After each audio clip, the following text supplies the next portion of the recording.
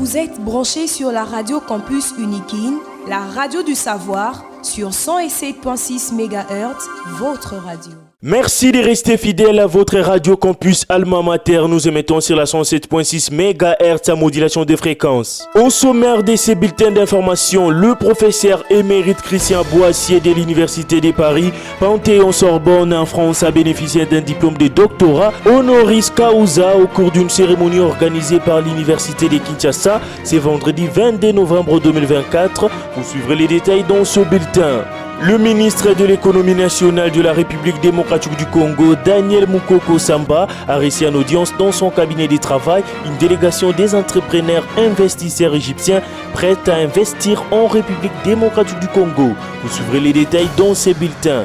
À la présentation de ces bulletins d'information, Glodave Boloy. Comme annoncé au sommaire, le professeur émérite Christian Boissier de l'Université de Paris Panthéon-Sorbonne en France a bénéficié d'un diplôme de doctorat honoris causa au cours d'une cérémonie organisée par l'Université de Kinshasa Unikin ce vendredi 22 novembre 2024. Le recteur de l'Université de Kinshasa, le professeur Jean-Marie Kayimbe, explique le sens de cette cérémonie. C'est une joie énorme d'accueillir un ami à l'Université de Kinshasa. Vous avez tous, en écoutant son CV, vu que l'on n'a pas fait dans la dentelle. L'Université de Kinshasa est effectivement heureuse d'avoir un partenaire de taille qui a promis non seulement de nous accompagner avec son expertise, mais également d'assurer les enseignements, pourquoi pas, même à distance et des conférences avec nos apprenants à l'Université de Kinshasa.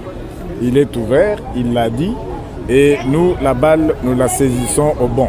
C'est vraiment un jour de grande fête pour l'Université de Kinshasa. Le lauréat du jour, le professeur Christian Boissier, s'est dit satisfait d'être honoré par l'Université de Kinshasa. Très honoré d'avoir été fait docteur honoris causa de l'Université de Kinshasa, parce que pour moi, je l'ai dit, c'est pas une fin, c'est le début de quelque chose qui doit continuer. Je remercie les plus hautes autorités du pays, de l'université qui étaient présentes lors de cette cérémonie. Je répète, mon objectif, si les circonstances le permettent, c'est de revenir ici, d'intervenir à distance, mais pas qu'à distance. Faire un peu de présentiel aussi, parce que je suis encore complètement dans l'enseignement, dans la recherche. Je suis pas tout jeune, comme vous l'avez compris, mais je reste très actif. Je pense énergique, énergétique. Justement, parler de la transition énergétique et écologique. Donc, on a parlé de sujets d'actualité ici, lors de cette cérémonie de remise du diplôme, du grade de docteur honoris causa. Et ça m'a fait plaisir de rencontrer, de voir cette foule, parce qu'il y avait vraiment beaucoup de monde, de toutes les générations. J'ai été très impressionné par la présence des étudiants, de la chorale, par-delà les autorités que je salue et que je remercie. Donc, pour moi, c'est professeur émérite à la Sorbonne. Je suis content de devenir en quelque sorte un ami de ce pays, de cette ville et de cet univers. Vous venez de suivre les nouveaux diplômés des doctorats honoris causa de l'Université de Kinshasa, le professeur Christian Boissier. De son côté, l'ambassadeur de la République démocratique du Congo en France, le professeur Émile Ngoï. Cette cérémonie vise à renforcer la diplomatie scientifique entre la RDC et la France. On l'écoute. Nous sommes très heureux. Nous partageons d'abord comme ambassadeur de la République démocratique du Congo en France la notoriété du professeur Christian Boissier, je pense, l'a précédé ici, parce qu'il n'y a pas un seul d'entre nous qui ait fait des études d'économie à travers le monde qui n'ait pas lu un jour Christian Boissier. C'est une renommée internationale, c'est un géant dans le domaine de l'économie, c'est un véritable géant. Je ne sais pas combien de thèses, si vous mettez son nom, vous verrez qu'il est cité dans des milliers de publications. Et donc pour nous, aujourd'hui, c'est la rencontre de deux géants. Un géant qui est le professeur Christian Boissier dans le domaine de la monnaie, des finances, des politiques économiques, des recherches encore plus transversales, mais aussi un géant, l'Université de Kinshasa, la fille aînée de l'université congolaise, et pour lesquels aujourd'hui cet événement, moi personnellement, vous me rendez hommage, je rends hommage à un homme, Jean-Marie Kayimbe, qui a été avec moi dans cette initiative dès le départ et qui l'a porté. Et je voudrais ici aussi remercier l'ambassadeur de France, mon homologue Rémi Maréchaux, qui a mis également du sien. Et cet événement d'aujourd'hui participe également à renforcer cette diplomatie scientifique, cette diplomatie universitaire entre deux géants de la francophonie qui sont appelés à préparer un avenir meilleur pour leur population, pour leur peuple. Ensemble, j'ai cité la République démocratique du Congo et la République française. Je suis au service de ces deux pays, je suis au service de ma patrie, la République démocratique du Congo, pour travailler au renforcement de la coopération entre la France et la RDC. Et ici, les domaines que nous avons touchés aujourd'hui, c'est un domaine scientifique. Et je pense que c'est un grand jour, comme l'a dit le professeur Christian de Boissieu.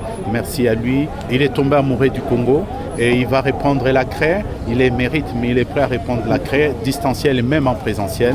C'est un plus pour notre université, pour notre alma mater. Vous venez de suivre l'ambassadeur de la RDC en France, le professeur Émile Ngoy. Le deuxième vice-président du Sénat, le professeur Bahati Lukwebo, a pris part à cette cérémonie et il témoigne la bravoure du lauréat Christian Boissier. C'est la grande fête scientifique. Comme vous le voyez, c'était un événement grandiose qui a consisté justement à l'octroi doctorat honoris causa au professeur émérite Christian de Boissieu de Paris-Sorbonne. Vous avez remarqué que c'est un homme pétri d'expérience qui a fait beaucoup de publications. Et c'est un homme qui brasse le monde de la science, le monde d'affaires, le monde bancaire, l'économie et aujourd'hui le thème qu'il a développé sur le financement de la transition énergétique et climatique en proposant des pistes de solutions. Ça a été pour nous une bonne leçon académique qu'il faut retenir et qu'il faut mettre en application. Sinon, vous avez remarqué que le recteur de l'université de Kinshasa, le professeur Jean-Marie Kaembe, qui a patronné cette cérémonie, a mis en place un jury composé d'éminents professeurs de grande renommée. C'est pour vous dire tout le sérieux et toute la sonorité qu'il faut accorder à cette séance. Des propos recueillis par Jonathan Kachama de la Radio Campus Alma Mater. Changeons de chapitre, le ministre de l'économie nationale de la RDC, Daniel Mukoko Samba, a reçu en audience dans son cabinet de travail une délégation des entrepreneurs investisseurs égyptiens prêts à investir en RDC pour le ministre de l'économie Daniel Mukoko Samba dans la coopération Sud-Sud. Le propos confirmé par les géants investisseurs égyptiens Reda Boulos qui explique les contours de cette rencontre. Son Excellence nous a bien rassurés sur la volonté ferme et définitive de la RDC d'améliorer le climat des affaires. Ça, c'est très important pour les investisseurs parce que ça donne une garantie justement que le gouvernement comprenne ce que les investisseurs ils ont besoin, mais également donne une garantie que le climat des affaires sont favorables pour que les investisseurs puissent venir. Ça, c'est une première chose. Deuxième chose, nous avons discuté justement de la difficulté d'un investisseur qui discute avec plusieurs différents ministères et des différents interlocuteurs en RDC, ce qui ralentit justement la démarche d'investissement et de réalisation de projets. Donc il nous a promis également de voir comment nous peut nous aider, de concentrer un petit peu, avoir un focal point ou un point de contact unique pour qu'on puisse justement gérer les différents obstacles que nous pouvons rencontrer lors des démarches de l'investissement. Et la sécurité alimentaire aussi, c'était un point important de la discussion et je pense que c'est très important pour rendre des denrées alimentaires accessibles au peuple en RDC, comme nous avons fait en Égypte également. La sécurité alimentaire, donc c'était un point important. Il nous a promis de nous aider pour voir justement, pour faciliter nos investissements que nous avons démarré avec une usine de concentré de tomates. Mais également, nous sommes en train de démarrer des discussions sur des polytries, donc pour diminuer aussi le prix de poulet ici en RDC et l'énergie également, donc pour voir quelles mesures nous pouvons venir et investir en énergie massivement ici en RDC. Un atelier sur l'utilisation du mécanisme debt swap pour optimiser la dette publique et financer des initiatives climatiques en République démocratique du Congo a été présidé par le ministre des Finances Doudou Fwamba. Il a de même évoqué les initiatives industrielles liées à la mobilité électrique. On l'écoute. La dette publique, lorsqu'elle est bien gérée, elle peut être un outil puissant pour financer le développement et améliorer les conditions de vie de nos concitoyens. Cependant, mal encadrée, elle peut devenir un fardeau pour les générations futures. C'est dans cette optique que le gouvernement de la République démocratique du Congo, sous le leadership éclairé de son Excellence Monsieur le Président de la République, chef de l'État, son Excellence Félix Antoine Tshisekedi Tshilombo, a engagé des réformes visant à garantir une gestion responsable, transparente et durable de notre dette. La dette de notre pays offre encore de belles perspectives en termes d'opportunités parce qu'elle représente à ce jour pas plus de 15,6% de notre PIB. Alors que la RDC se positionne comme pays solution Face au changement climatique, le debt swap ou l'échange de la dette nature représente une opportunité innovante de convertir une partie de notre dette en investissement stratégique. En outre, le debt swap peut également servir à financer les initiatives industrielles telles que le projet de développement de la chaîne de valeur des batteries et véhicules électriques en transformant ces matières premières, le cuivre, le cobalt, le lithium, etc. En vue de répondre non seulement aux impératifs de verdissement à travers la mobilité électrique, mais aussi des changements structurels offrant des emplois de qualité et améliorant le niveau de vie de notre population tout en renforçant la résilience climatique. Vous venez de suivre le ministre des Finances de la RDC, Doudou Fouamba. L'Assemblée nationale a institué en son sein une commission pour accompagner l'exécutif de la ville de Kinshasa dans sa lutte contre l'insalubrité, les constructions anarchiques et les embouteillages. C'est à ce titre que les gouverneurs Daniel Bumba a reçu en audience le député Matata Pogno et Adrien Bokele, venus faire avec lui le tour de ces questions épineuses. On écoute le député Matata Pogno. Il y a une commission qui a été instituée par la plénière de l'Assemblée nationale. Cette commission en charge 3 questions fondamentales. La première, c'est la question de la salubrité de la ville. La deuxième, c'est la question des constructions anarchiques. Et la troisième, c'est la question des embouteillages. Alors, comme vous le savez, s'agissant de la première question, il y a un problème d'insalubrité chronique et qui est à la base déjà d'un début des épidémies dans la ville. Une ville qui compte 15 à 20 millions d'habitants, et s'il y a une épidémie qui rentre dans cette ville, elle peut ravager et tuer des milliers, si pas des chiffres qui approchent les millions de personnes. Alors, je pense que l'Assemblée nationale, sous le leadership de l'honorable Vital Kamerhe, donc a approuvé cette proposition qui vise à analyser le facteur causaux, les conséquences, ainsi que voir quelles sont les propositions des mesures à pouvoir prendre. En ce qui concerne le deuxième point, les constructions anarchiques, il s'est avéré malheureusement que l'une des causes des inondations que nous vivons dans la ville, et même de l'insalubrité, c'est la construction sur les caniveaux. Les caniveaux sont bouchés à cause des constructions au-dessus de ces caniveaux. Mais il y a aussi la construction sur les rives, sur les bandes riveraines. Et ça, je crois, il est important que des mesures soient proposées par l'Assemblée nationale, des mesures conjoncturelles, mais des mesures structurelles aussi, pour résoudre ces problèmes. Enfin, c'est les problèmes d'embouteillage, comme vous le savez.